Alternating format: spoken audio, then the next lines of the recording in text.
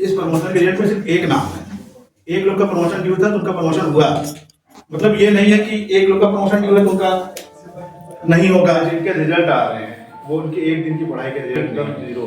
मतलब कोचिंग में गए तो कुछ नहीं आ रहा। जो साथ में लाज में लोग थे उनके साथ कंपटीशन हो रहा है, पता नहीं कुछ नहीं बता पा रहे हैं। और यहाँ जब थे तो ऐसा लगता था कि हमें बहुत कुछ आता है।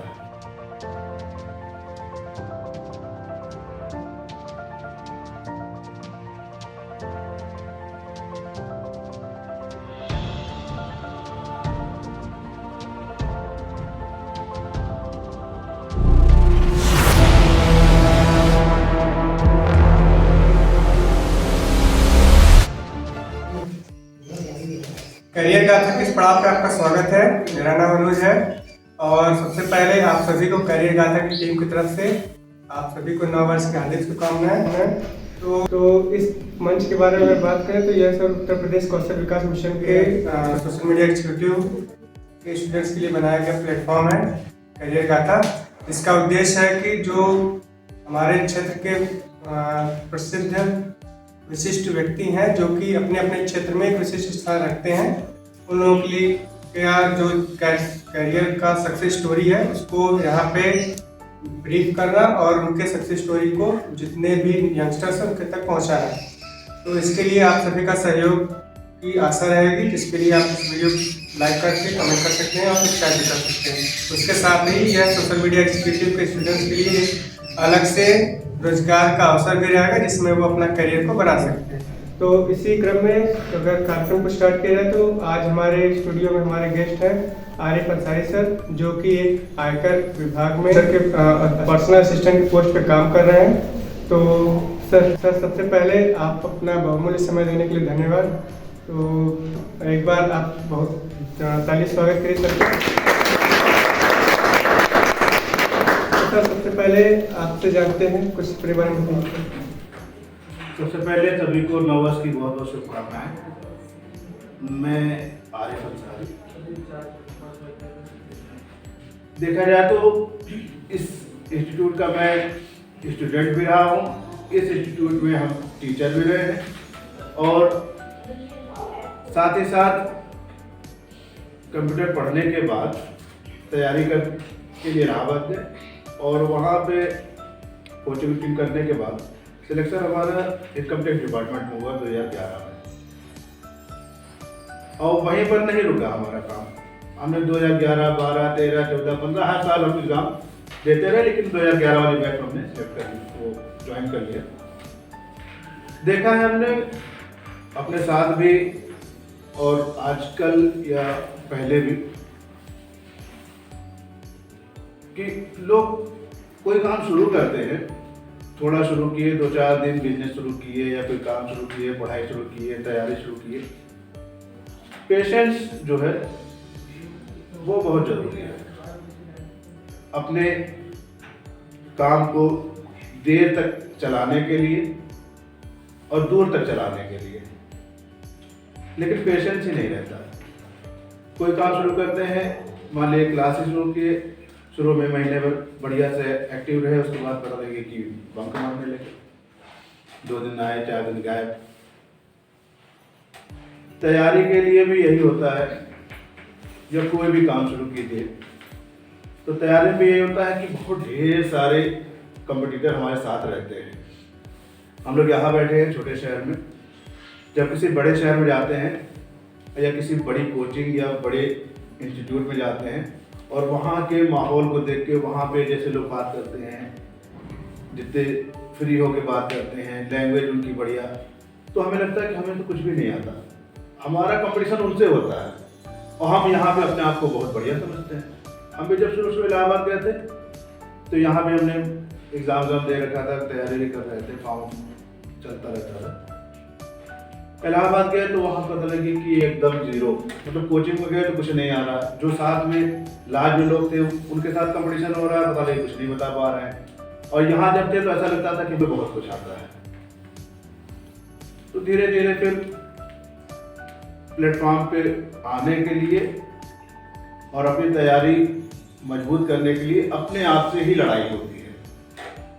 अपने आप से ही लड़ाई मतलब जब घर पे थे तो अलग हमारा डेली रूटीन था। जब मन चाहे बैठे पढ़ लिए, जब मन चाहे खेल लिए, जब मन चाहे घूम लिए। लेकिन जब बाहर निकलते हैं तो वहाँ मतलब मन चाहे या ना चाहे पढ़ना ही होता है। हम लोग के लॉज में 12-14 कमरा थे और सब में 2-3 लोग रहते थे और सबका टाइम एकदम सिलेक्ट था कि सुबह उठना है, 9 बजे तक पढ़ाई करनी है, उसके बाद फिर खाना बनाना है, चाय पीना है, उसके बाद फिर सब डेली रूटीन था। तो कहने का मतलब ये है कि अगर आपका मन नहीं करेगा तब भी आपको पढ़ना पड़ेगा, क्योंकि आप किसी की रूम में झाँकेंगे, क्या कर रहे हैं पता नहीं, वो पढ़ रहा है, बगल वाले के यहाँ पढ़ रहा है, आपका जो रूममेट है वो बैठ के पढ़ रहा है, बाहर सड़क पे जाएंगे तो कोई मिलेगा नहीं, तो पढ़ना ही पड़ता है। तो पेशेंस इसलिए जरूरी है क्योंकि वो जो पढ़ रहे हैं या जिनके रिजल्ट आ रहे हैं वो उनके एक दिन की पढ़ाई के रिजल्ट नहीं है, उसके पीछे ढेर सारी मेहनत है और ढेर सारा उसमें टाइम स्पेंड किया हुआ है। ये जो रील हम लोग देखते हैं, ये रील जो 2 मिनट या 1 मिनट की दिखती है, ये 1 मिनट की मेहनत नहीं है, उसके लिए बैकग्राउंड बहुत प्रैक्टिस होती है। उसके बाद फिर कोई उसमें से एक बढ़िया रील उसको सिलेक्ट होती है 10-15 में से कि हाँ ये पोस्ट करने लायक है। तो पेशेंस जरूरी है और पेशेंस के लिए कहा जाए, अगर हम अपना बताएं कि 12th के बाद हमने तैयारी शुरू कर दी थी, फिर बीएड भी दिए और अदर सारे एग्ज़ाम, यहाँ टीडी का पास फॉर्म मिलते थे, राज का पास फॉर्म मिलते थे, सारे फॉर्म भरते भरते मतलब यहाँ जो फॉर्म भरे सो भरे, फिर जब इलाहाबाद गए तो वहाँ तो समझ लिए बाढ़ है। मतलब आपकी मर्जी, जिस फील्ड में जाना चाहें, ढेर सारी अलग अलग कोचिंगें और ढेर सारे अलग अलग फॉर्म, ढेर सारे प्लेटफॉर्म। बनने बिगड़ने की जो सफ़र शुरू होता है वो घर छोड़ने के बाद होता है। तो लगभग सब लोग जाते तो हैं, लेकिन साल 2 साल 6 महीने उसके बाद अगर से रह गए तो ठीक है, और नहीं तो फिर वापस आ जाते हैं। हमारा क्या था कि हमने यहाँ भी जो फॉर्म भरे तो भरे, वहाँ भरे, तो हमने क्या किया था, शुरू से ही हमारी आदत थी, हमने डायरी मेंटेन कर रखी थी हर चीज़ की, जो खर्चे उसकी डायरी मेंटेन इलाहाबाद जाने के बाद। और यहाँ तक हमने फॉर्म भरने की भी डायरी मेंटेन कर रखी थी। आपको यकीन नहीं होगा, लगेगा कि हम थोड़ा सा ओवर बोल रहे हैं। हमारे सिलेक्शन हुआ है 123 वाले फॉर्म पे सिलेक्शन हुआ है, 100 प्लस 123 मतलब 2-4 फॉर्म लोग जाते हैं तैयारी करने के लिए, 2-4 फॉर्म भरे, मन लगा नहीं लगा कि नहीं ठीक है, हमारा कुछ को तो लगता है कि हमारे बस का नहीं है, कुछ को लगता है कि बहुत देर हो रही है, अब हमें कमाना चाहिए, और कुछ को लगता है कि हमारा नाम देख के हमारा सिलेक्शन नहीं होगा। बहुत से लोग मन में आता है, हमारी जो कमेटी है उसमें बहुत से ऐसे चर्चा होती है कि भाई हमारा क्या होगा, हमारा तो नाम देख के ही काट देंगे, या फिर हम उतनी तैयारी कर ही नहीं पाएंगे। तो इसके लिए पेशेंस जरूरी है कि अगर से आपने तय कर लिया है कि हमें करना है तो होगा, लेकिन उसके लिए टाइम चाहिए, और जब तक आप उस लेवल पे नहीं पहुंच जाएंगे बहुत मुश्किल है। सर इसी में एक और इम्पॉर्टेंट फैक्टर होता है, जैसे कई बार होता है कि फैमिली बैकग्राउंड बहुत मायने रखता है, तो सर कुछ इसमें फैमिली बैकग्राउंड के बारे में बताइए। देखिए, फैमिली बैकग्राउंड मायने तो रखता है, लेकिन हमारी समझ से मतलब अगर से देखा जाए तो पढ़ाई इतनी महंगी नहीं है। आज के टाइम में भी पढ़ाई महंगी नहीं है, पढ़ने की जो चाहत होती है वो होनी चाहिए। फैमिली बैकग्राउंड हमारा ठीक था, फादर सिविल कोर्ट में स्टेनो थे, लेकिन फैमिली थोड़ा सा बड़ी थी, सबका चल रहा, सबकी पढ़ाई चल रही थी, लेकिन पढ़ना जो है वो आपको खुद ही है। हम लोग के यहाँ ज़्यादातर मतलब पहले यही होता था, हमारे घर में तो नहीं था, लेकिन और कम्युनिटी में होता था कि भाई हाई स्कूल पढ़ लिए, पासपोर्ट बनवाइए बाहर। लेकिन हमने पहले तय कर रखा था कि हम बाहर जाएंगे नहीं, तो इसलिए हमने आज तक पासपोर्ट नहीं बनवाया। और फैमिली बैकग्राउंड थोड़ा सा वहाँ मतलब कि फादर थे सिविल कोर्ट में, तो उनकी डेली रूटीन दिखती थी कि सुबह उठे, ऑफिस गए, फिर लौट के आए, फिर ये छुट्टी मिलती है, ये काम करना होता है, ये सारी चीज़ें। तो वो ज़्यादा मतलब मायने नहीं रखता है। हम आपको बताएं, हम लोग जब ज्वाइन किए थे, राजस्थान में हमने ज्वाइन किया था, तो वहाँ एक लड़का हम लोग के साथ ज्वाइन किया था दिल्ली का। उसका फैमिली बैकग्राउंड ऐसा था कि 12th के बाद उसके पास फीस के पैसे नहीं थे। मेडिकल पे वो रहता था, दवाई की दुकान पे मेडिकल पे वो काम करता था, और मेडिकल वाले भैया ने उसकी 12th वो ग्रेजुएशन की फीस जमा की थी, और उसका सिलेक्शन एसएससी के सीजीएल में हुआ था। ज्वाइनिंग उसकी अजमेर हुई थी, और फिर वो ट्रांसफर लेके दिल्ली चला गया। वो अपना बताता था कि हमने उधार लेके स्कूल की फीस जमा की थी। तो बैकग्राउंड या फीस या महंगाई, इन सब का पढ़ाई से, जो पढ़ाई है, मतलब हम लोग जो पढ़ाई कर रहे हैं करंट में, उनसे बहुत नाता नहीं है। हाँ, अगर से बहुत बड़ी पढ़ाई करनी है, मेडिकल की, इंजीनियरिंग की तैयारी करनी है, तो उसके लिए थोड़ा सा अपना बैकग्राउंड एक बार देख लेना चाहिए कि हाँ हमारे घर वाले वहाँ तक पहुँचा पाएंगे कि नहीं। नहीं तो जनरल पढ़ाई जो है, ग्रेजुएशन है या कंप्यूटर है, या और जनरल पढ़ाई की बात क्या करें, आप यूपीएससी या एसएससी की तैयारी करेंगे तो उसके लिए तो सिर्फ 100 रुपये फीस है यूपीएससी की, 100 रुपये एसएससी की फीस है, और पढ़ना कुछ है। कोचिंग थोड़ी सी हेल्प करता है आपकी कि आपको सिलेबस जो होता है उसके अकॉर्डिंग तैयारी करवाता है, लेकिन तैयारी खुद ही करना है। जो पढ़ाई करना है वो तो हमें ही पढ़ना है। एग्जाम में जो आएगा वो सबके लिए बराबर रहेगा। ये तो नहीं कि हमारे लिए क्वेश्चन अलग आएंगे या फिर दूसरों के लिए अलग आएंगे। तो मेन मुद्दा ये है कि पढ़ना पड़ेगा। 2-4 एग्जाम में अगर से नहीं हो रहा है तो रुकना नहीं है, या जो आज आप कोर्स कर रहे हैं इसी में आप जो कोर्स है इसके थ्रू अगर से आप अपने आप को आगे बढ़ाना चाहते हैं तो उसमें भी आपको मेहनत करनी पड़ेगी। पहले अपने आप को ऐसे तैयार करना होगा, वैसे बोलने की स्किल डेवलप करनी होगी, तब आपको लोग देखेंगे। जैसे हम दूसरों को देखते हैं, उनकी एक्टिविटी देखते हैं, उनकी रील्स देखते हैं, लोग भी हमारी देखेंगे, लेकिन पहले हमें उस लायक बनना होगा। सर, अभी तक आपका सफर कैसा रहा है? किन किन चुनौतियों का सामना करना पड़ा आपको?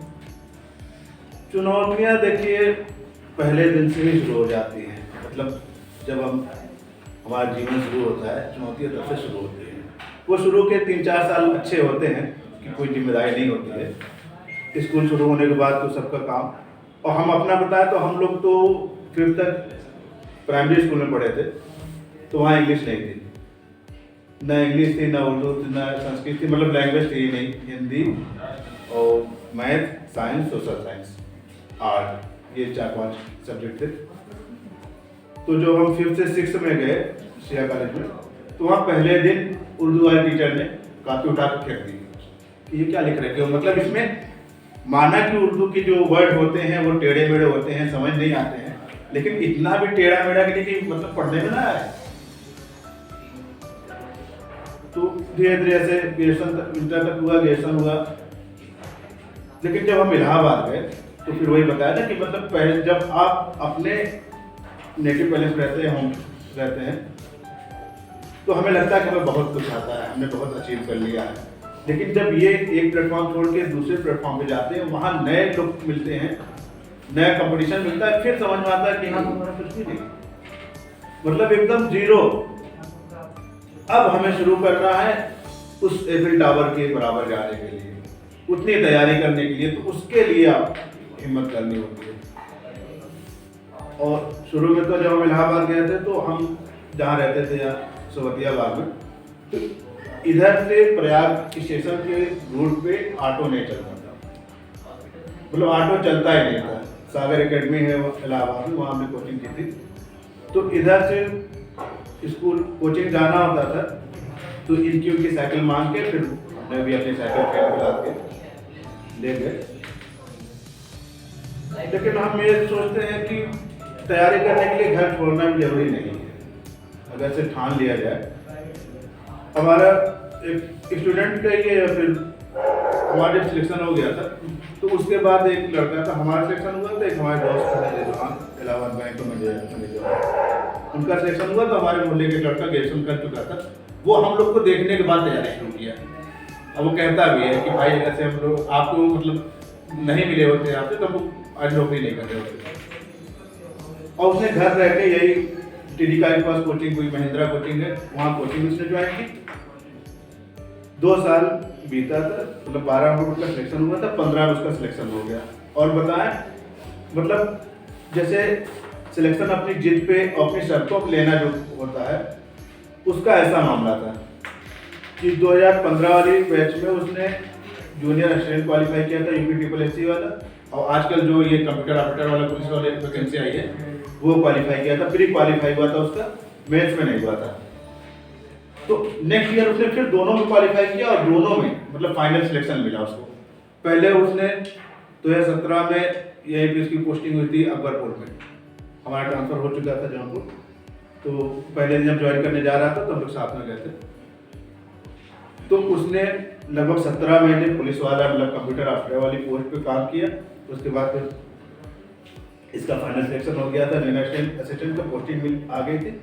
तो वो छोड़ के फिर अब गाजीपुर में बाट महाविभाग में वो जूनियर असिस्टेंट है। लेकिन ये चीज़ें तब आती हैं जब आप एक लेवल बना लेते हैं। जैसे अगर आप किसी को जानते हो, हमें तो नहीं जानते, किसी को जानते हो जिसका सिलेक्शन हुआ हो या जिसके बारे में थोड़ा जानते हो, या कोई इंटरव्यू देते हैं तो उसमें बताता है कि हाँ हमारा ये हुआ ये हुआ ये हुआ, पहले ये हुआ, फिर हमने ये छोड़ा ये पकड़ा ये छोड़ा ये पकड़ा। तो वो चीज़ें आती हैं, सबके लिए बनी है। हमारा ही 2010 में रिजल्ट आया तो ये हुआ सिलेक्शन हो गया, लेकिन फाइनल सिलेक्शन नहीं हुआ। फिर 2011 में फाइनल सिलेक्शन हुआ, ज्वाइन कर लिया हमने। 2011 के बाद 12, 13, 14 हर साल सिलेक्शन। 14 में ये अपना ये हाई कोर्ट में जो पहली बार वैकेंसी आई थी समीक्षा अधिकारी वाली, स्टेनो वाली, तो हमारा 2014 में हाई कोर्ट में इसका हुआ था, सहायक समीक्षा अधिकारी वाले में हुआ था। लेकिन मतलब वही कहा जाए कि हमारे पास ओ लेवल का सर्टिफिकेट नहीं था, तो हमने फिर मेंस मतलब एग्ज़ाम ही नहीं दिया। जब फाइनल होगा नहीं, प्री में क्वालिफाई हो गया था, फिर स्टेनो वाले में हो गया था, फिर 2015 में UPSSC के स्टेनो वाले एग्ज़ाम में फाइनल हो गया था।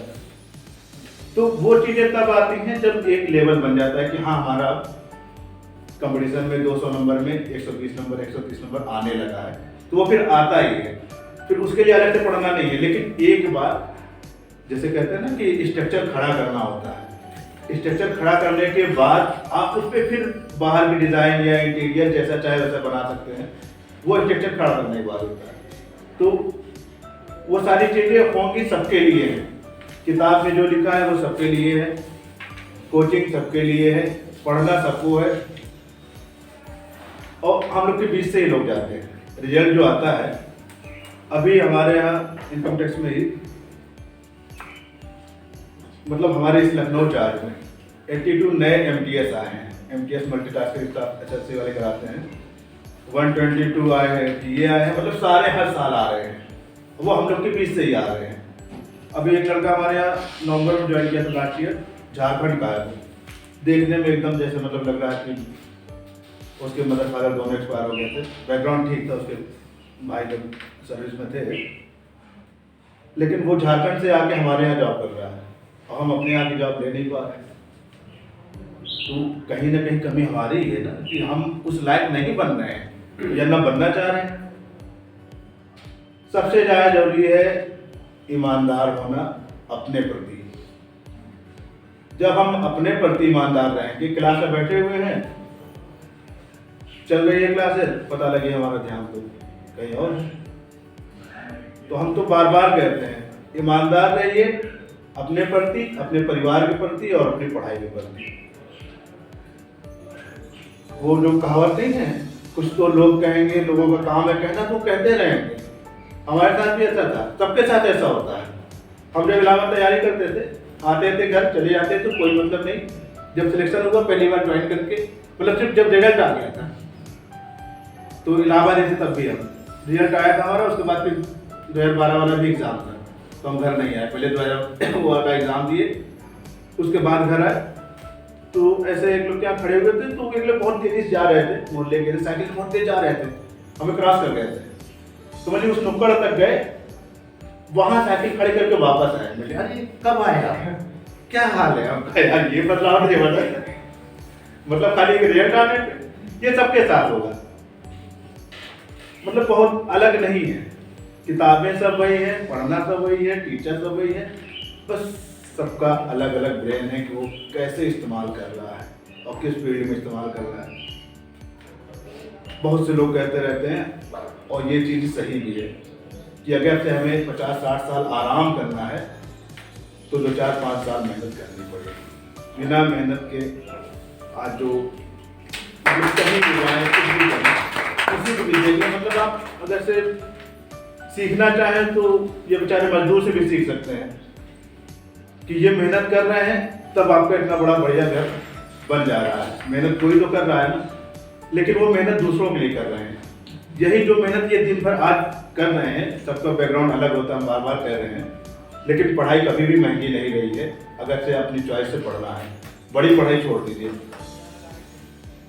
हम लोग भी शुरू में जब 12th हो गया तो ये हुआ कि ठीक है मेडिकल में चला जाए, लेकिन लगा कि नहीं, 2-4 महीने बाद लगा क्योंकि मेडिकल तैयारी अच्छी है लेकिन महंगी है, और सबसे पहले हमें अपना बैकग्राउंड भी देखना है कि हम उसकी वो पढ़ाई जो 5-6 साल है वो पार कर लेंगे, और सबसे पहले एंट्रेंस करना है।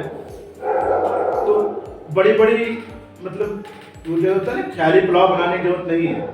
हमें अपने आप को देखना है कि हम क्या कर सकते हैं, हमारा जो रुचि है वो किस तरफ है, मतलब क्या करने की इच्छा है, और फिर उस पर लग जाएंगे। हम बता रहे कि मतलब 1, 2, 4, 5, 10 वो सारी चीजें बगल हो जाएंगी, मतलब उनका कोई मतलब नहीं रहेगा। जिस दिन पीडीएफ में आपका नाम आ गया किसी के रोल नंबर इतना, उसके बाद दुनिया बदल गई। मतलब जो लोग आपसे बात नहीं कर रहे थे, या जो लोग जो भी, मतलब सबकी अपनी अपनी अलग अलग कहानी होती है। तो कोशिश यही रहे कि जब घर वाले बेचारे बिना किसी भेदभाव के या बिना किसी लालच के आपके साथ इतना कर रहे हैं। आजकल आप लोग रील सब लोग देखते हैं, रील में दिखता है कि एक हमने अभी रील देखी थी, एक लेडी थी, वो कह रही थी कि आज हमारे अकाउंट में अगर से 500 रुपये हैं तो हम सोचते हैं उसको कहाँ खर्च करें, या खर्च करने से पहले सोचते हैं। लेकिन पढ़ाई के टाइम में क्या था कि फादर्स के लिए कि हमें ये नोटबुक चाहिए, ये कॉपी चाहिए, ये कुछ चाहिए, तो वो एक बार उस तक नहीं करते, कहते ठीक है चलो, एक के बजाय 2 दिलाते हैं। फीस के साथ दिन की खर्चे के लिए भी देते हैं कि हाँ बच्चा पढ़ने जा रहा है, हो सकता है कुछ जरूरत पड़े। तो पेरेंट्स जो होते हैं वो बहुत ही अच्छे होते हैं। आज के टाइम में जो सब आजकल मतलब सुनने में आ रहा है, सारी चीजें मतलब की है दुनिया, मतलब की ये, मतलब की वो, मतलब की वो घर से निकलने के बाद घर के अंदर अभी भी वही है और हमेशा वही रहेगी। हम अपना बताएं, हमें घर से खर्चे मिलते थे, इलाहाबाद रहने के, फीस की, कोचिंग के। उसके बाद मतलब जब जाने लगते थे तो बड़े वाले भाई 500 डाल दिए जब मैं की रख लो, क्या नहीं घर से मिला, ठीक है बाहर जा रहे हो, मतलब उनका कोई वो नहीं है, उनको देने का भी कोई मतलब नहीं है कि जब घर से पैसे मिले ही हैं महीने के, लेकिन दे रहे हैं निस्वार्थ भाव से कि हाँ कब क्या जरूरत पड़ जाए। हम 2010 वाले में जो हमारा फाइनल सिलेक्शन नहीं हुआ था, रिजल्ट आया तो चुपचाप चले गए इलाहाबाद। तो हमारा छोटा भाई वो सर्विस में नहीं है, वो बाहर रहता है, तो उसने फोन किया रात में, कहा डिप्रेशन में नहीं है, तो डिप्रेशन नहीं है, कहे नहीं आप थोड़ा सा ना अब घर से बाहर निकले हैं, हमारे यहाँ बहुत ज़्यादा स्ट्रिक्ट था कि हम लोग मतलब कि अब जाके मूवी भी देखे हैं, मतलब कॉलेज में आने के बाद। शुरू में हम बताएं हमारे यहाँ अभी भी आज भी टीवी नहीं है, टीवी आज भी नहीं है। फादर कहते थे कि देखो न्यूज अगर से सुनना है, कोई भी चीज़ों के 2 मतलब होते हैं, आप अगर से अच्छी तरफ जाओगे तो अच्छी बात है, लेकिन अच्छी तरफ जाने की इच्छा होती नहीं है ना, मतलब दूसरी तरफ ही भागता है आदमी। कहीं टीवी लग जाएगी, 10 मिनट के बाद न्यूज चलेगी, दिन भर सीरियल चलेगा, और सीरियल में सबकी अलग अलग चॉइस होती है कि हमें ये देखना, वो देखना। तो इसलिए हमारे यहाँ टीवी आज तक नहीं है। तो हम कह रहे थे कि छोटे भाई ने फोन किया हमें, कहा कि आप जब बाहर निकल गए हो, इंडिपेंडेंट हो, फ्री हो, घर की कोई बंदिश नहीं है, तो जाकर मूवी भी देख लिया करो हफ्ते में एक दिन, संडे के चले जाया करो, पढ़ा ना करो, जाकर मूवी देखा करो, संगम में जाकर घूमा करो, थोड़ा सा मॉल और घूम लिया करो। वो जानता था हमारा नेचर कि हम मतलब फालतू नहीं घूमते, तो ऐसे कहा कि ऐसा कि डिप्रेशन लेने की जरूरत नहीं है, आप पढ़ो। मतलब कि घर वाले तब तक पढ़ाते हैं, चाहे वो आपका भाई हो, भाई बहन हो, फादर हो, वो तब तक पढ़ाते हैं जब तक कि आप एक मुकाम पे नहीं पहुंच जाते। लेकिन वो पहुंचने का काम आपका है। उनको नहीं पता कि आप बाहर जाके या घर से निकले हो, इंस्टीट्यूट आए हो, तो यहाँ पढ़ाई कर रहे हो कि खेल रहे हो, घूम रहे हो। वो तो ये उम्मीद में भेज रहे हैं कि हाँ हमारा बच्चा हमारा ये पढ़ने जाता है। हम कभी कभी हमारी सिस्टर रहती है, मशीरा रहती है, मशहर के आगे, तो इलाहाबाद जाना तो उधर से होते हुए जाते थे। तो वो भी मतलब रात को सोए, सुबह वहाँ पहुँचे इलाहाबाद, जेब में हाथ डाल रहे हैं, तो 500 रुपये मतलब बिना बताए रखते। तो वो भी होता निस्वार्थ भाव से है, लेकिन एक उम्मीद होती कि कल के ये हमारा लड़का हमारा भाई कुछ बन जाएगा तो ये फिर हमारे भी काम आएगा। मतलब हर किसी का ये होता है, सिर्फ पेरेंट्स ऐसे होते हैं कि वो निस्वार्थ भाव से करते हैं, लेकिन सबका रहता है मतलब कि दुनिया है। तो वो कहीं ना कहीं आज हमारा भांजा इलाहाबाद यूनिवर्सिटी पढ़ रहा है, और जब वो 7th-8th में था तब से सिस्टर ने कह दिया कि अब आपकी जिम्मेदारी है कि आप पढ़ रहे थे तो आप इसको बताओ कहाँ जाना है। तो वो यूपीएससी की तैयारी के लिए बोर्ड बनाया हुआ है, तो इलाहाबाद यूनिवर्सिटी से वो बीए कर रहा है। एक प्लेटफॉर्म चाहिए, मतलब हमारे पास हाई स्कूल हो गया तो हम देख लें क्या क्या हम तैयारी कर सकते हैं, कौन से फॉर्म भर सकते हैं। इंटर हो गया तो क्या कर सकते हैं। हम लोग जब पढ़ रहे थे तो फॉर्म की दुकान गए तो देखे 10th के साथ टंकड़ मतलब टाइपिंग, कंप्यूटर में था नहीं तब, शुरुआत में कंप्यूटर नहीं थे तो टाइपिंग। ये हुआ क्या, टाइपिंग तो हर फॉर्म में मांग रहा है, लोग किसी डिपार्टमेंट में है, क्लर्क की नौकरी के लिए चाहिए। तो फिर हम लोग ने टाइपिंग सीख लिया, फिर शॉर्ट हैंड सीखा, फिर कंप्यूटर सीखा। तो समय के साथ बदलाव भी बहुत जरूरी है। हम लोग के साथ इलाहाबाद में बहुत से लोग थे, तो कुछ लोग ऐसे थे जो यूपीएससी की ही तैयारी कर रहे थे, दूसरा कोई फॉर्म भर ही नहीं रहे थे। और चीज़ें इतनी तेज़ी से अपडेट हुई, जैसे 2010-11 के बाद जब सीसेट आ गया, यूपीएससी सिलेबस चेंज हुआ, तो जितने पुरानी तैयारी वाले सब बाहर हो गए, क्योंकि सीसेट में सीधे इंग्लिश, मैथ और ये क्या बोलते हैं एबिलिटी वाले पेपर होने लगे। तो ये पुराने लोग की पकड़ के नहीं है, तो बहुत से लोग बाहर हो गए, समझ में नहीं आ रहा। फिर कुछ लोग फिर वो टीईटी पीईटी देने लगे, कुछ लोग एलएलबी कर लिए, कुछ लोग बीएड कर लिए। तो कहने का मतलब है कि समय के हिसाब से अपने आप में बदलाव लाना बहुत जरूरी है समय के साथ चलने के लिए। जब मोबाइल आ गया है, जितनी चाहे उतनी रील बना लें, जितनी चाहे उतनी फोटो खींच लें। पहले मतलब त्योहार के टाइम पे ये होता था कि सब बच्चे मिलके, जो पैसे मिले खाने खेलने के लिए, मेला देखने के लिए, सब लोग मिलके और एक रील बनाते थे, उसमें 35 फोटो होती थी। तो उसमें सबका बढ़ जाता था कि 2 फोटो हमारी, 4 फोटो इनकी, 4 फोटो इनकी। हाँ, आपकी 2 होगी, अब आपकी नहीं आएगी। अब क्या है, कैमरा एकदम बैक हो गया, फोटो स्टूडियो बंद हो गए, पीसीओ जो है देखिए बंद हो गया, घड़ी लोग बस लगा रहे हैं, कुछ ही लोग लगा रहे हैं, सब इस्तेमाल नहीं कर रहे हैं, रेडियो कोई सुन नहीं रहा है। तो ये सब जो बदलाव है, ये बदलाव साथ साथ हमें भी बदलना है।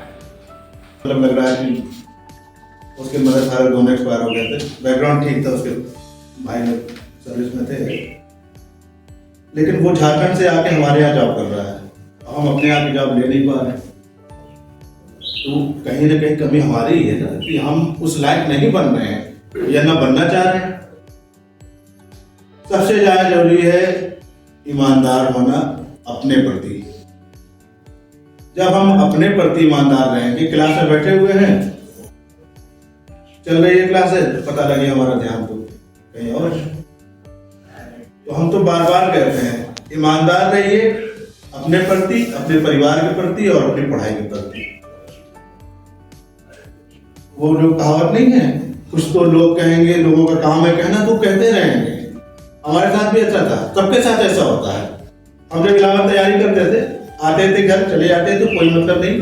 जब सिलेक्शन हुआ पहली बार ज्वाइन करके, मतलब जब रिजल्ट आ गया था, तो इलाहाबाद थे तब भी हम, रिजल्ट आया था हमारा, उसके बाद फिर 2012 वाला भी एग्जाम था, तो हम घर नहीं आए। पहले 2000 मोबाइल ही देखिए, नोकिया वाले अभी बहुत टॉप पर थे, पहले उनका सबसे पहले नोकिया के वो 3310 आया था, इतना बढ़िया मोबाइल कि गिर जाए टूटे नहीं, ऊपर से कोई भाग रहा है तो उसको फेंक के मार भी सकते हैं, उठा के फोन कर सकते हैं। घंटी इतनी तेज बजती थी कि नुक्कड़ पे बजे यहाँ तक सुनाई दे।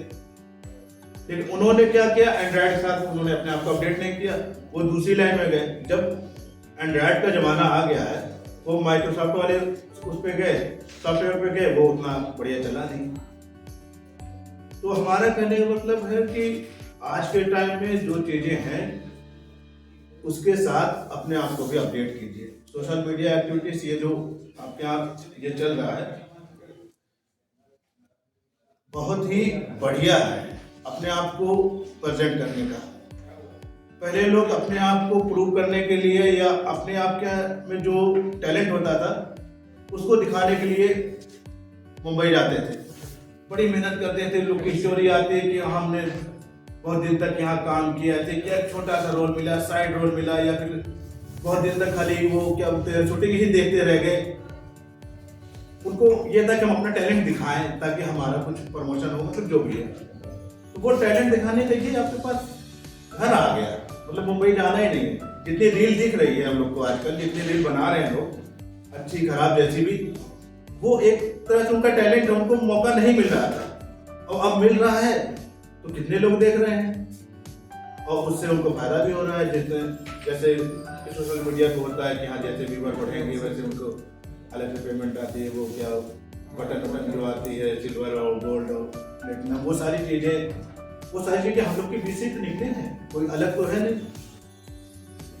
तो कहने का मतलब है सीधा सा, जो भी करें 2 महीने की क्लास है, 3 महीने की क्लास है, 6 महीने की क्लास है, उसमें पूरी तरह अटेंड और वहाँ यहाँ से कुछ सीख के निकलिए ताकि वो हमें बाद में कभी ना कभी काम में आए। जो मैथ हम लोग पढ़े थे, अलजेब्रा, ट्रिग्नोमेट्री, वो कहाँ काम में आ रही है, लेकिन कहीं ना कहीं काम में आती है। अब जब हम कंप्यूटर खोलते हैं, एक्सेल शीट खोलते हैं, उसमें जो फार्मूला लगता है वो मैथ से ही लगता है। कैलकुलेशन करनी होती है, पहले कॉपी पेन पे करते थे, अब एक्सेल शीट पे करते हैं। कोई भी चीज बेकार नहीं जाती है, लेकिन जब हमें वो आती रहे तब। आजकल क्या है कि स्कूल में सिलेबस सारे पढ़ाए जाते हैं, सारे लैंग्वेज, सारे सब्जेक्ट। जब यूकेजी, एलकेजी, 1 2 3 4 5 6 देखिए टाइम के हिसाब से जो बस्ते का वो होता है, बोझ होता है, वो धीरे धीरे हल्का होता जाता है। ग्रेजुएशन में जाते हैं तो एक रफ काफी ऐसे लटकाते हुए चले गए, तो वो आपको उस लायक का बनाता है कि आपको पहले 10 सब्जेक्ट पढ़ने की जरूरत थी, लेकिन फिर 5 हुआ, फिर 3 हुआ, फिर पोस्ट ग्रेजुएशन में 2 सब्जेक्ट हुए, फिर पीएचडी एक उस पे होती है, क्या बोलते हैं, एक टॉपिक पे होती है। तो धीरे धीरे आपने अपने आप को इम्प्रूव किया और वहां तक गए। तो चर्चा बहुत लंबी हो जाएगी।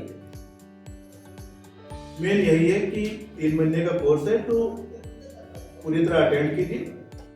और ये जो रील दूसरे की देख रहे हैं, सोशल मीडिया एक्टिविटीज जो है वो दूसरे के देखने के साथ साथ अपने आप को इम्प्रूव किए कि लोग हमारा देखें। फोटो हर कोई डालता है सोशल मीडिया पे, हम अपना बताएं।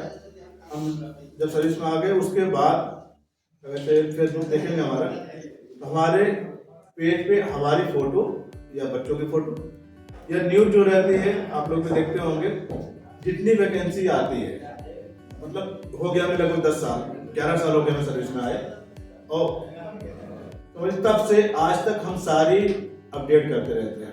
अभी देखिए इसकी कंप्यूटर प्रोग्रामर की वैकेंसी आई है, कंप्यूटर ऑपरेटर पुलिस वाली आई है, हमारे पेज पर। अब हमने डाल दिया, अब जिसको जरूरत रहती है, जो करना चाहता है, फिर वो फोन करता है कि ये आपने डाला था, जबकि उसको पता है मोबाइल हमारे पास है, सरकारी रिजल्ट वाला, उसमें सारी नोटिफिकेशन पड़ी है, सीएससी वाले फॉर्म भर रहे हैं, लेकिन उसके बाद भी कुछ लोग फोन करते हैं कि जी आपने डाला था, क्या क्या चाहिए, इसमें क्या क्या पढ़ना है।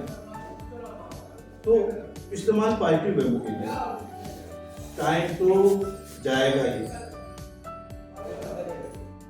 1 बजे का, 1:30 बजे का, 2 बजे का, 3 बजे का, 4 बजे का, रात हो जाएगी, समय निकलेगा। लेकिन इस टाइम का इस्तेमाल हमारे को अंकल लगते हैं और ठेठ बात हम कहते हैं कि आप अगर से कलमा नहीं पढ़ेंगे तो कुछ उटपटांग बकेंगे। मतलब आप अपनी जबान का जो इस्तेमाल करेंगे, मतलब जो काम कर रहे हैं, जो मिला है वो इस्तेमाल होगा, वो इस्तेमाल आप किस वे में करना है वो अपनी अपनी मर्जी है।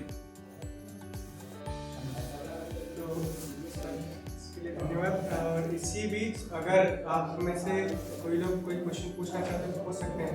किसी को कोई डाउट है, कोई क्वेश्चन पूछना चाहता हूँ? जैसा कि आपने हमें बताया कि सब वो तो सर इसकी तैयारी हम कहाँ से करें? तैयारी आपको प्लेटफॉर्म यहीं पड़ा हुआ है, ये आप जहाँ खड़े प्लेटफॉर्म है। सर जैसे हमें अगर दूसरे प्लेटफॉर्म पर जाना हो, कैसे मतलब किस फील्ड में जाना है? सर जैसे हमें सरकारी नौकरी की फील्ड में जाना है, सरकारी नौकरी में जाना है तो आपने इसी सेंटर पे ही अनुजी बताइए। इसी सेंटर पे भी कंप्लीट कर। आपको यहाँ मन नहीं लग रहा है, शहर में देखिए ढेर सारी कोचिंगें हैं, या फिर शहर छोड़ के जाना है तो इलाहाबाद बेस्ट है। इलाहाबाद बेस्ट इसलिए है कनेक्टिविटी अच्छी है और महंगा शहर नहीं है। लखनऊ और बनारस या फिर कोटा, कानपुर कॉम्पिटिटिव एग्जाम के हिसाब से तो इलाहाबाद बेस्ट हर हाल में है। हम लोग कहानी बताएं, हम लोग इलाहाबाद रहते थे तो जौनपुर से इलाहाबाद के लिए एजी चलती है ट्रेन, तो एक दिन वेट कर रहे थे तो जैसे ही स्टेशन पर प्लेटफॉर्म पे ट्रेन आई, एक लड़का माला लेके उसके इंजन पे चढ़ गया। तो आके मैं दौड़े, क्या कर रहे थे? सर सर एक मिनट सर प्लीज। माला उसने चढ़ाया उस पे इंजन पे, हाथ जोड़ा तो पकड़ के लोग उसको यहाँ ना, क्योंकि पटरी पे नहीं खड़े हो सकते। पूछे क्यों? कहे अगर से ये ट्रेन न चलने की होती तो हम इलाहाबाद ना आते, और इलाहाबाद ना आते तो फिर हम कहीं के नहीं रहते। इलाहाबाद हम 3 साल इलाहाबाद गए हैं। जौनपुर से इलाहाबाद के बीच में 18 स्टेशन है और हर स्टेशन पे ट्रेन रुकती है और लोग बैठते हैं। बहुत से बिना टिकट बैठते हैं, बहुत से टिकट लेके बैठते हैं। मतलब उसने यही कहा कि अगर से ये ट्रेन न चलती, अब वो किस सेंस में कहा, अपने बैकग्राउंड के हिसाब से कि हमारे पास टिकट लेने के भी पैसे नहीं थे, लेकिन हम इलाहाबाद आए थे, तो स्टेट की वो है, तो इलाहाबाद बेस्ट है वनडे एग्जाम के लिए। सिविल के लिए था, अभी भी है, लेकिन फिर अब दिल्ली थोड़ा सा बढ़िया हो गया, क्योंकि उसने जो है अपने आप को टाइम से अपडेट कर लिया। 6 सेट आ गया बच्चे, उसने अपडेट कर लिया दिल्ली वालों ने अपने आप। इलाहाबाद वालों ने भी अपडेट किया है, वो तो निकलने के बाद आपको समझ में आएगा। लेकिन नॉर्मल मतलब हम लोग के बैकग्राउंड और हम लोग के शहर के लोग के लिए, जैसा कि सबका बैकग्राउंड सबको पता है कि हमारा क्या बैकग्राउंड है, कितना कर सकते हैं, क्या कर सकते हैं, तो इलाहाबाद बेस्ट है। महंगा नहीं है, अच्छा शहर है, शांत शहर है, चिल्लाहट नहीं है, धरनेबाजी नहीं है, आंदोलन मारपीट कुछ नहीं है। पहले यूनिवर्सिटी में थोड़ा सा झंझट होते थे, लेकिन अब यूनिवर्सिटी बहुत शांत हो गई। जैसे आपने बताया कि हम 123 फॉर्म भरे तो उसके बाद सिलेक्शन आया था, तो सर जैसे हम लोग फॉर्म भरते हैं 3-4 में अगर सिलेक्शन नहीं हुआ तो सर देखिए खर्चे जो है, मतलब अगर से आपको इस सेंस में लग रहा है कि फॉर्म भरने में बहुत पैसे लग रहे हैं, तो वो पैसे लगते नहीं है। 3 महीने 6 महीने में फॉर्म भरना होता है, 100 रुपये फीस है, कंप्यूटर वाले 150 देते हैं फॉर्म भरने के। किताब जो है सिलेबस मैथ इंग्लिश जीएस सब में वही है। बैंकिंग के सिलेबस को छोड़ दिया जाए तो वनडे एग्जाम के सारे एग्जाम सिलेबस सेम है। किताब भी आपको अलग से बहुत ढेर सारी नहीं लेनी है, तो महंगा कहाँ है? वो तो हमारी जो सोच है कि हमारा नहीं हो रहा है, तो वो आपकी पर्सनल सोच है कि या तो आप मतलब आपको पर्सनल नहीं कह रहे हैं कि या तो पढ़ाई में मन नहीं लग रहा है, या आप करना नहीं चाह रहे हैं, या आप उस लेवल पे पहुंचने की कोशिश ही नहीं कर रहे हैं। पहले क्या था, कट ऑफ, आज भी कट ऑफ देखिए, अभी लेखपाल वाला रिजल्ट आया है, कितनी बढ़िया कट ऑफ आई है। लेकिन ये कट ऑफ अगर से आप देखें तो जो भी है 120 130 जो भी कट ऑफ आई है, ये कट ऑफ सब एग्जाम की है। मतलब हमें खुद को समझना है कि जब तक हम 100 में से 75-80 नंबर नहीं लाएंगे तब तक हमें सिलेक्शन नहीं मिल पाएगा, सीधी सी बात है। अब आप एक कोई भी एग्जाम को उठा लीजिए, क्वेश्चन पेपर उसमें सॉल्व कीजिए कि 20 25 30 उसके बाद पढ़ ही नहीं पा रहे हैं। तो ये जो डिफरेंस है 50-60 क्वेश्चन 100 क्वेश्चन का, ये जब तक कवर नहीं होगा तब तक बड़ा मुश्किल है। और उसके बाद जिस दिन कवर हो गया, मतलब जब हमारे 120 क्वेश्चन से ऊपर आने लगे, तो फिर कोई एग्जाम ऐसा नहीं है कि वो क्वालिफाई ना हो। तो वही बताया अपना ना कि 2010 में हमारा हुआ जो फाइनल सिलेक्शन नहीं हुआ, फिर 11 फाइनल हुआ, फिर 12, 13, 14, 15 और हम बताएं आज भी हम 7 तारीख के एग्जाम देने जाएंगे APS का, आज भी दे रहे हैं। मतलब इसलिए दे रहे हैं कि पढ़ाई की जो है कनेक्टिविटी जो पढ़ने की है वो बनी रहे, पढ़ाई कभी नुकसान नहीं जाती। हमारे डिपार्टमेंट में इनकम टैक्स में कोई अगर से MTS भी आ जाए, ज्वाइन कर ले MTS में, मतलब चपरासी में ज्वाइन कर ले, रिटायरमेंट उसका इनकम टैक्स ऑफिसर पे होगा, और वो सिर्फ इस बेस पे होगा कि वो डिपार्टमेंटल एग्जाम पास करेगा। MTS में एंट्री करेगा, 3 साल में उसको डिपार्टमेंटल एग्जाम देना होता है, और वो डिपार्टमेंटल एग्जाम जो होता है कुछ नहीं, कंप्यूटर पे एंट्री करनी होती है, मतलब कंप्यूटर की टाइपिंग एग्जाम पास करना होता है, प्रमोट हो जाता है। फिर डिपार्टमेंटल एग्जाम मिनिस्ट्रियल होता है, इनकम टैक्स इंस्पेक्टर को होता है, इनकम टैक्स ऑफिसर को होता है। एग्जाम पास करते रहिए, आपका प्रमोशन होता रहेगा। और अगर से कहीं किसी के भी मन में ये हो कि हमारा नहीं होगा, या फिर हमारा प्रमोशन नहीं होगा, या फिर हमें लिया नहीं जाएगा, इन सबको उठा के किनारे कर दीजिए। किसी भी एग्जाम में किसी का नाम नहीं आता है, नाम आता है फाइनल सिलेक्शन में, प्री मेंस में नाम ही नहीं आता। और हमारे यहाँ अगर से एक आदमी का भी प्रमोशन ड्यू है तो उसका सारा प्रोसेस वही होगा जो सबके मतलब लिस्ट में होता है। अभी हमारे पास अभी लास्ट 29 को ही प्रमोशन हुए, ढेर सारे।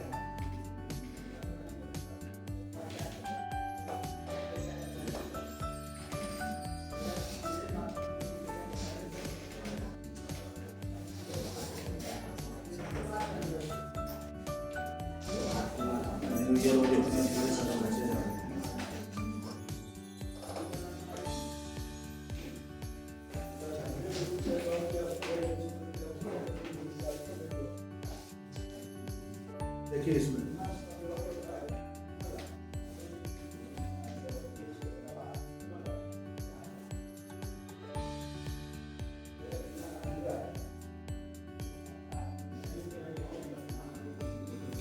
इस प्रमोशन के रिजल्ट में सिर्फ एक नाम है, एक लोग का प्रमोशन ड्यू था तो उनका प्रमोशन हुआ।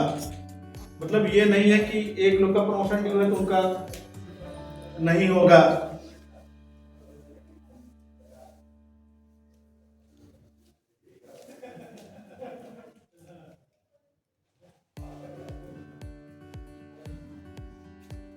रहने दे, वो दिख जाएगा।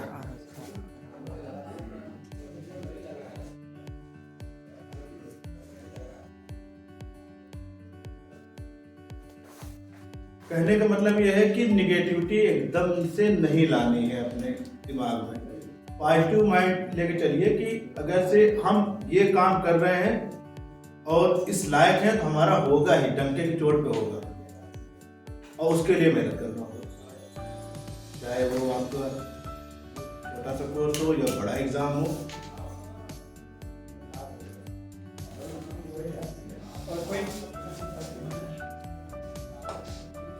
और किसी को कोई क्वेश्चन है?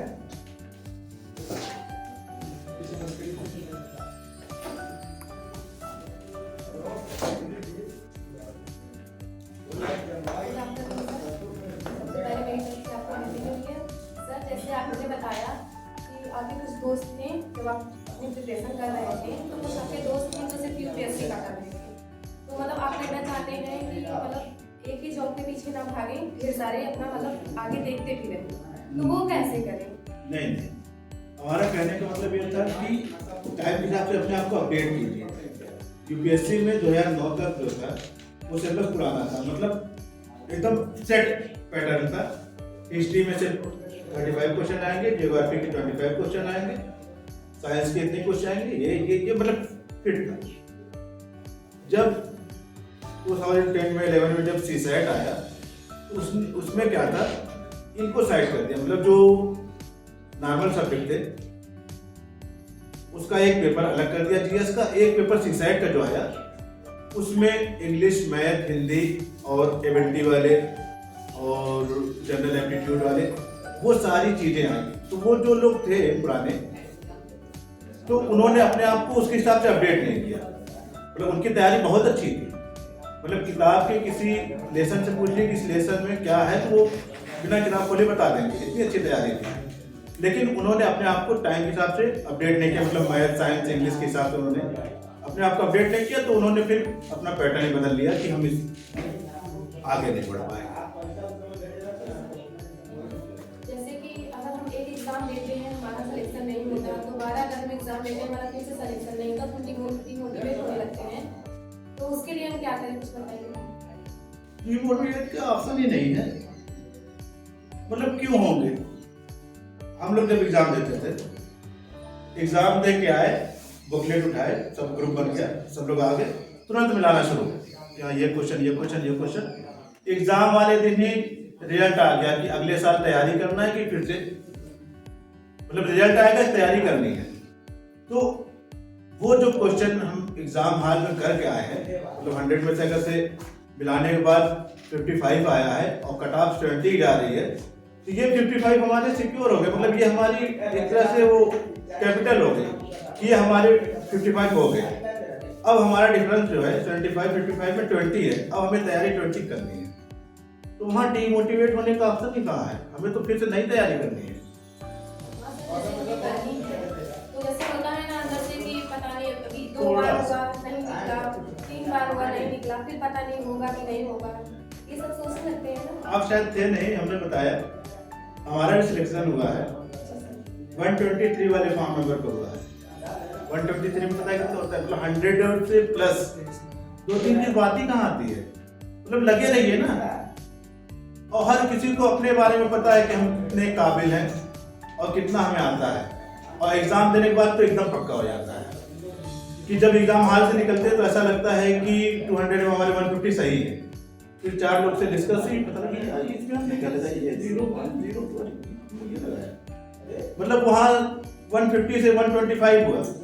फिर रूम पे आए, घर पे आए, जब मिलाना शुरू हुआ तो वो सीधे जैसे शेयर मार्केट गिरता है एकदम धड़ाम कि 100 के अंदर आ गए, फिर पता लगे कि रिजल्ट में है ही नहीं। तो अपने आप को थोड़ा सा मतलब बनाना पड़ेगा कि ये मोटिवेट थोड़ा सा डिस्टर्ब होता है आदमी के, रिजल्ट मतलब साल भर आया, इसका हो गया हमारा नहीं हुआ, लेकिन फिर आप उससे और अपना कंपेयर कीजिए कि उसका हुआ तो क्यों हुआ, उसके कट ऑफ से ऊपर नंबर थे तब हुए ना, हमारे कट ऑफ के नीचे थे। हमारे 2-3 रिजल्ट ऐसे आए थे जो सिर्फ 2 नंबर और 1 नंबर से रुके थे। यही बता रहे हैं जो 2014 में हाईकोर्ट से समीक्षा अधिकारी सहायक समीक्षा अधिकारी की आई नोटिस थी, 76 कट ऑफ गई थी, हमारा 72 नंबर था, 4 नंबर से रुक गया। तो हम वही बंद कर देते, और बंद करने का मतलब क्या कि हमारा तो सिलेक्शन हो चुका था, हम तो जो है जॉब कर रहे थे। लेकिन फिर भी अभी भी हम मतलब आज भी हम 7 तारीख को जाएंगे एग्जाम देने, और यूपी पीसीएस वाला फॉर्म अब भी भरते हैं, सिर्फ इसलिए कि हाँ ठीक है कनेक्टिविटी बनी रहे। डीमोटिवेट की कोई बात नहीं है, ये सब चीजें ना मतलब एक तरह से कहने की है। जिस चीज से हमें लग रहा है कि डीमोटिवेट हो रहे हैं, 2 चीजें हैं, पॉजिटिव है या निगेटिव है। आप अच्छा सोचिए, वही ये कहानी होती है ना, ये गिलास है, आप पूछेंगे क्या है, इसमें पानी है, कुछ लोग कहेंगे आधा खाली है, कुछ लोग कहेंगे आधा भरा है। इसमें दोनों चीजें आ गई, निगेटिव और पॉजिटिव आ गया। क्या आप पॉजिटिव सोच रहे हैं कि ये आधा गिलास जो पानी है प्यास भरा बुझाने के लिए काफी है, और कुछ कह रहे हैं कि ये थोड़ा सा पानी है किस काम का है। तो सोच का फर्क है। पॉजिटिव रहिए और ईमानदार रहिए, भाई अपने लिए, अपने परिवार के लिए, अपने पढ़ाई के लिए। अपने लिए आप ईमानदार हैं तो ये है कि हाँ आपको पता है अपने बारे में कि आपकी तैयारी कितनी है, पढ़ाई कितना कर रहे हैं। परिवार के लिए इसलिए रहिए क्योंकि वो जो बैकअप देते हैं हमें और कोई दे ही नहीं सकता, चाहे वो फाइनेंशियल हो, फिजिकल हो, ये वो सारी चीजें। और पढ़ाई के लिए तो हमें पता है कि अगर चीजें 10 क्वेश्चन है इसमें से 7 आ रहा है तो हमें आ रहा है कि नहीं आ रहा है वो हमें पता है, और नहीं आ रहा है तो उसकी तैयारी करनी है। बिना पढ़े तो होगा नहीं, ये तो हमने खुद देखा। अभी हमारा डिपार्टमेंटल एग्जाम होता है हमारे यहाँ, तो लास्ट ईयर हमने बिना पढ़े एग्जाम दिया था, एक भी पेपर क्वालिफाई नहीं हुआ। इस बार पढ़े थे तो एक पेपर क्वालिफाई हुआ, फिर लगा कि हाँ ये पढ़ना ही पड़ेगा। मतलब रोज काम कर रहे हैं वही जो एग्जाम में आना है, पढ़ रहे हैं, रोज काम घिस रहे हैं, ठीक है, रोज हमारे सामने भी आ रहा है ये सेक्शन ये सेक्शन ये सेक्शन, लेकिन एग्जाम में आए पता लगे कि पास ही नहीं, क्योंकि जो काम करना होता है वो अलग होता है और एग्जाम जो होता है वो अलग होता है। तो पढ़ाई तो जरूरी है, वो भी ईमानदारी से, भले ही 1 घंटे हो। और किसी का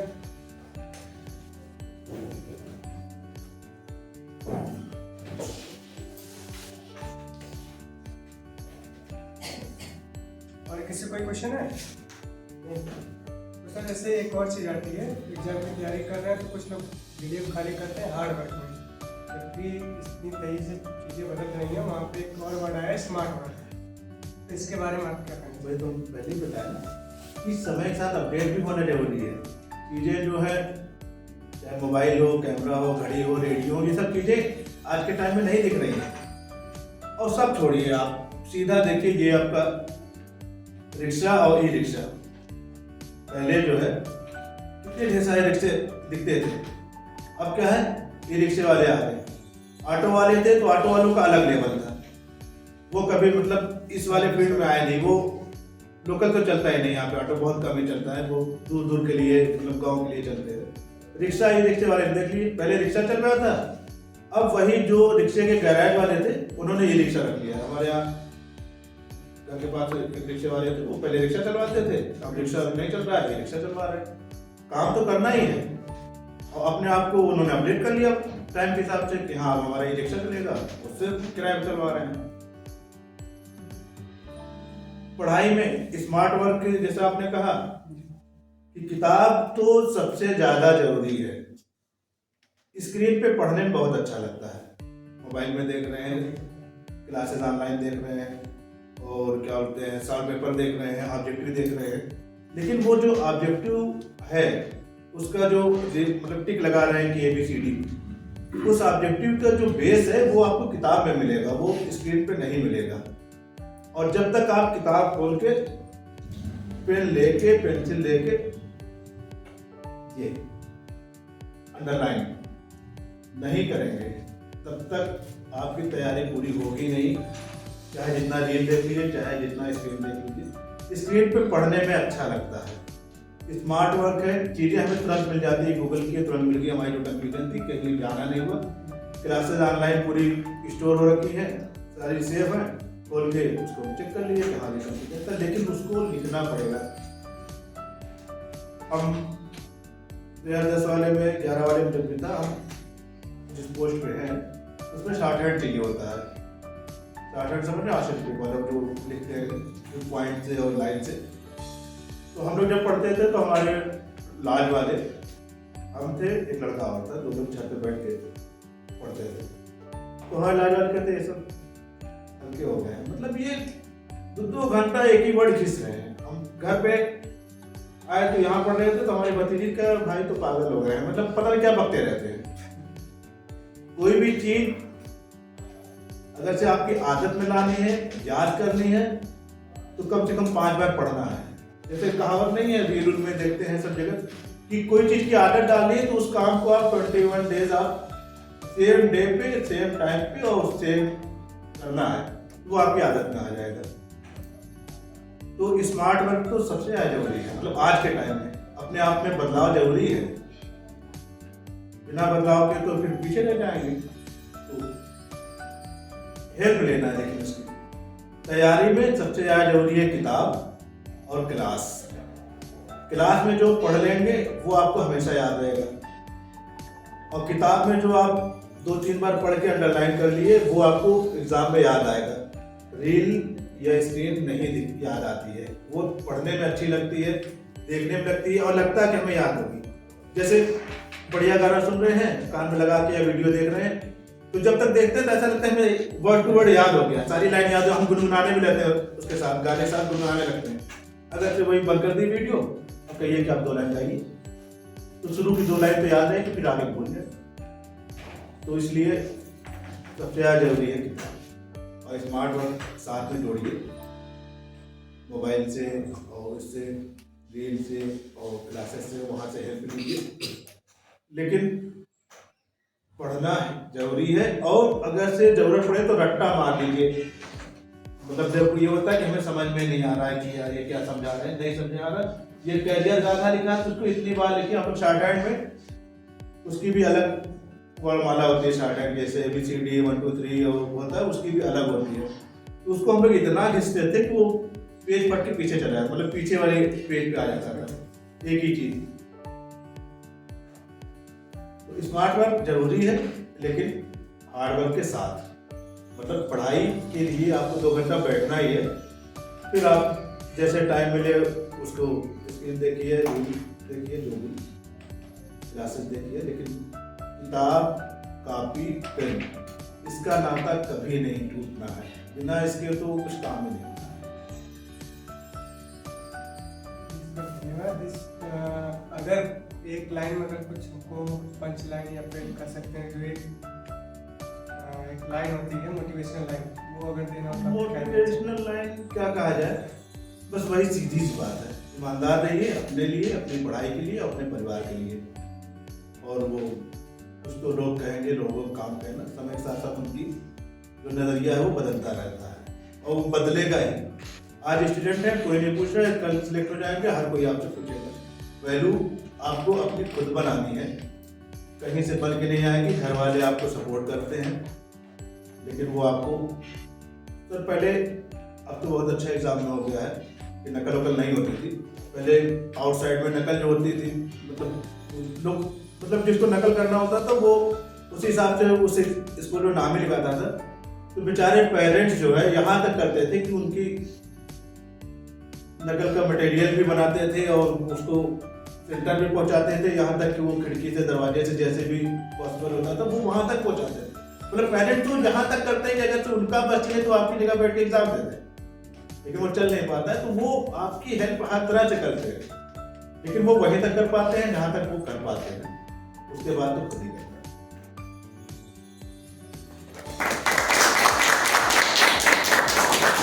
सर, आज अपना बहुमूल्य समय देने के लिए धन्यवाद।